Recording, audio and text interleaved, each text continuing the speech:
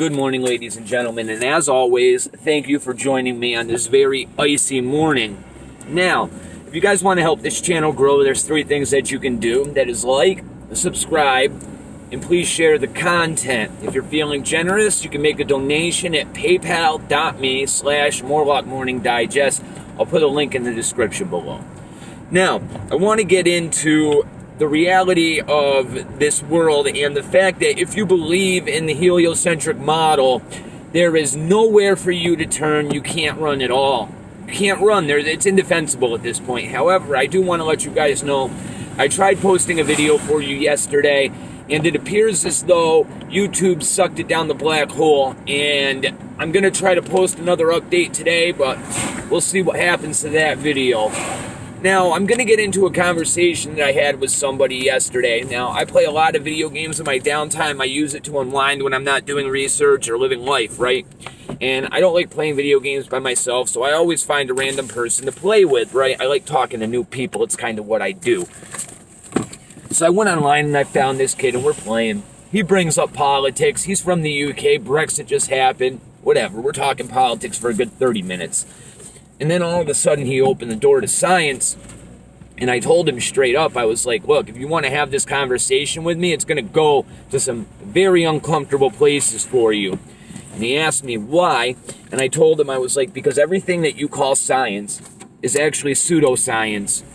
And he asked me to explain, and I told him, I was like, yes, there are some things that are hard science, like computer science, engineering, etc., but most of it that describes the nature of our reality, right, is all pseudoscience, i.e. astronomy, i.e. theoretical physics, etc., etc. Now, once we got to this point, he asked me, he's like, well, can you give me an example of something that changed your mind and made you realize this? And I told him, I was like, the first law of thermodynamics is what did it for me. And I was like, do you know what the first law of thermodynamics is? And he told me no, so I knew I had my work cut out for me. So I asked him, what happens when you blow up a latex balloon and you pop it? What happens to the air? He's like, well, it goes out into the environment around it. I was like, okay, we can agree on that. I was like, what's the one thing you need to keep air condensed together? And he told me, you need a balloon. I was like, what is a balloon? He told me it's a container, so we move on.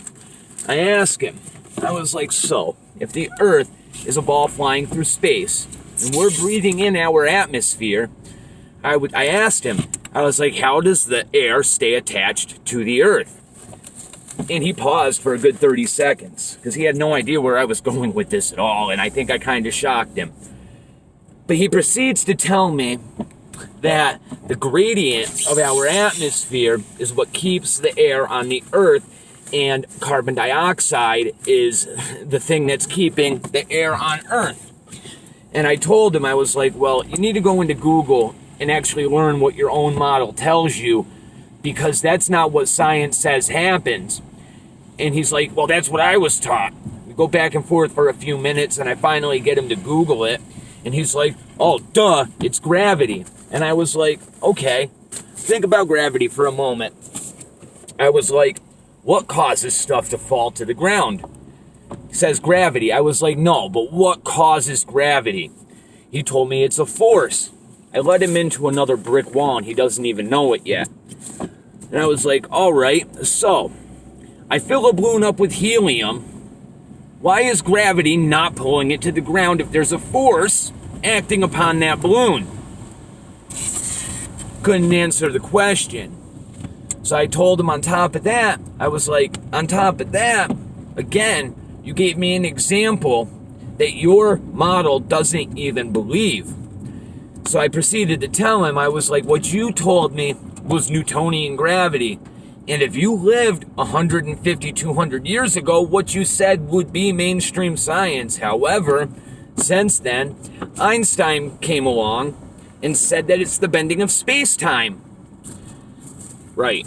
So, he jumps to another topic, and that's what Globers always do. When they are met with something that flies in the face of everything they are taught, they put up the wall of cognitive dissonance and jump right to the next religious belief that they have in the globe. So we start going to Curvature, because he knows where I'm going now. He knows I'm a flat earther, even though I haven't said it. And then he's like, well, then can you explain to me how they can measure two sticks and explain the curve of the earth? And I was like, yeah, because they presuppose the radius of Earth. He was like, what do you mean? I was like, they take the radius of the Earth and they put it into that equation without ever measuring the radius of Earth. And he told me, go watch this video. According to light coming from the sun at parallel rays. And I stopped him right there. And I was like, do the rays of the sun come in parallel to the Earth? He was like, yep, that's what science tells us. That's what this video tells us. I was like, no. Is that what you see? I was like, when you go out and you look at the sun coming down from the sky on a beach, do you ever see rays of light going in different directions? And his answer was inevitably yes. And I was like, why? And he's like, because of refraction, etc., etc. I was like, okay, then why is this experiment dependent on the presupposition of the radius of the Earth as well as the rays of light coming in parallel?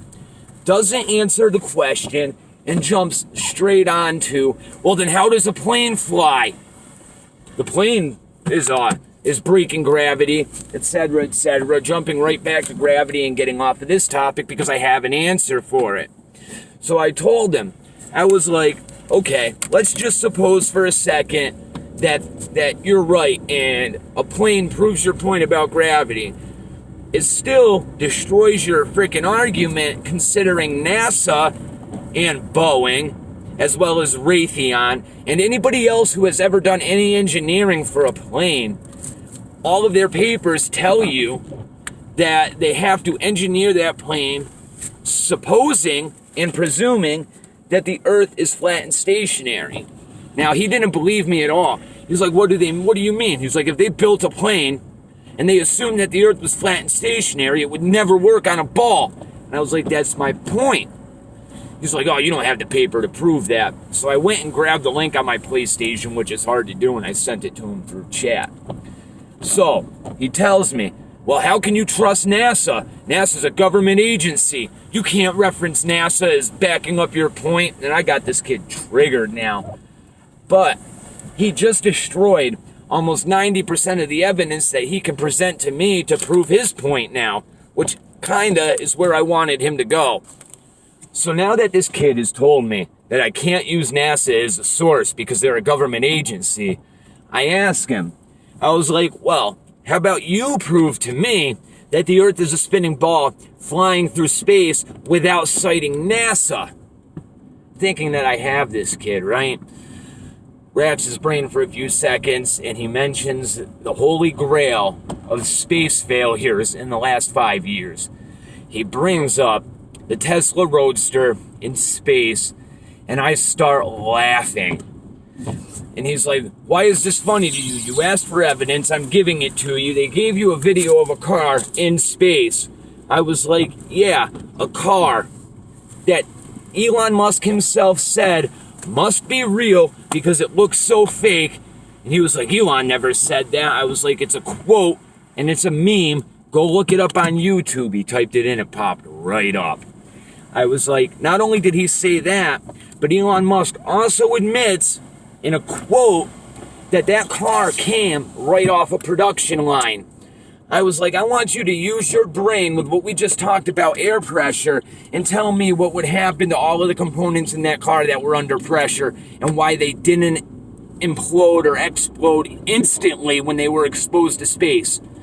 How did the glass not shatter? How did the paint not get messed up? That car cannot survive in space according to your science. And he's like, well, Elon Musk said that they changed their production line just for that car specifically. And I was like, you're making assumptions again. And this is the problem that all of you guys have. I was like, you're assuming that what he said he did isn't what he did. He said it came right off a production line. He said it was a car that you yourself could have bought on a freaking showroom floor at a Tesla factory or a Tesla dealership. And he's like, well, that can't be possible. And I was like, that's my point. He's like, well, then Elon Musk must have lied about the car being an actual car off the production line. I was like, or Elon Musk lied about going to space. He was like, Elon Musk is a private company, running a private company, SpaceX. And I was like, let's stop right there. It's not a private company. He had to sign a contract with NASA giving them access to everything he does in order to get the contracts to do the ISS transits back and forth. Hence, making him a government corporation, right? And now this kid absolutely loses it on me. To the point where he starts launching ad hominem attacks, calling me stupid and retarded, telling me that there's freaking 1,500 years of science to prove me wrong, etc., etc. Now, up until then, it was a mild-mannered debate, but I'm not going to sit here and argue with somebody that I'm never going to convince, and I've heard all of his arguments 100 times, so I stopped, dude, and I turned it off. Left the game and left the party that he was in so I didn't have to listen to him anymore.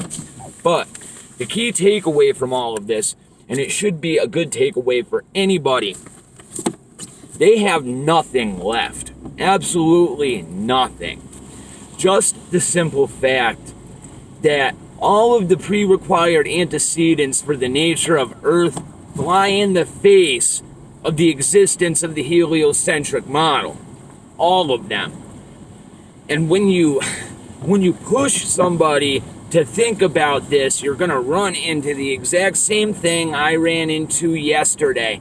They are going to jump from topic to topic to topic to topic to topic to topic, right? Now, they accuse you of doing the same thing. Well, you're only mentioning one piece of evidence, and that's exactly what this kid did to me when I said Elon Musk said it must be real because it looks so fake.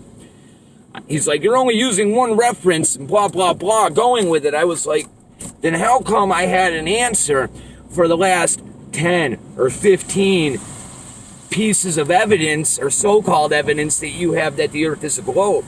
I was like, I shouldn't be able to stand here and actually have an intellectual argument against your model if it's true. You have 1,500 years. But there's not one experiment that proves the rotation of the Earth. There's not one experiment that shows evidentiary finding of curvature.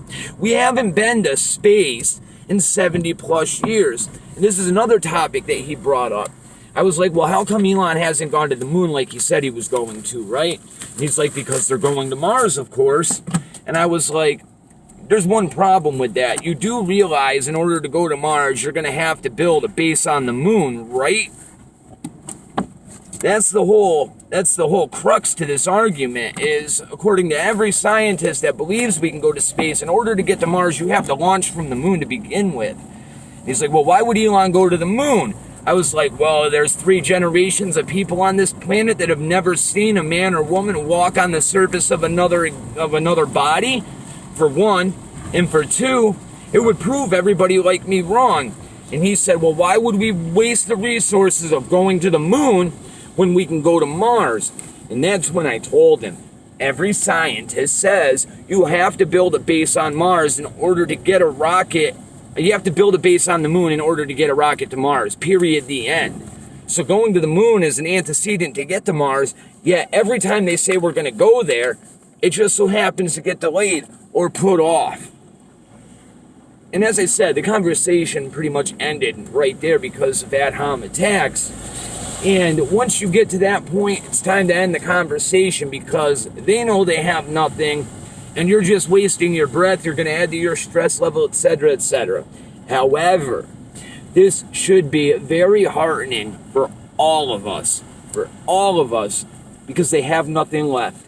If even one of our arguments stands up to scrutiny, everything that they believe in falls apart. It's called the black swan. If you ask a person, what color are swans, they're going to tell you white.